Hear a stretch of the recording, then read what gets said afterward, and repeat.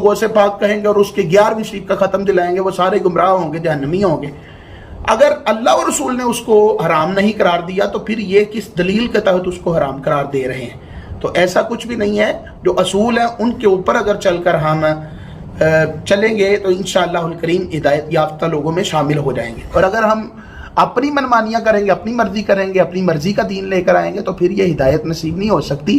قرآن پاک نے بڑا واضح فرمایا تھا یضل بہ کثیرا ویہدی بہ کثیرا وما یضل بہ الا الفاسقین، فرمایا قرآن پڑھ کے بہت سارے گمراہ ہو جائیں گے اور قرآن پڑھ کے بہت سارے ہدایت پا جائیں گے، لیکن گمراہ کون ہوں گے؟ وما یضل بہ الا الفاسقین، فرمایا جو فاسق لوگ ہیں وہ گمراہ ہو جائیں گے، یعنی جن کے دل کی زمین بنجر ہے نا وہ گمراہ ہوں گے، اور جو ہدایت پائیں گے وہ کون لوگ ہوں گے؟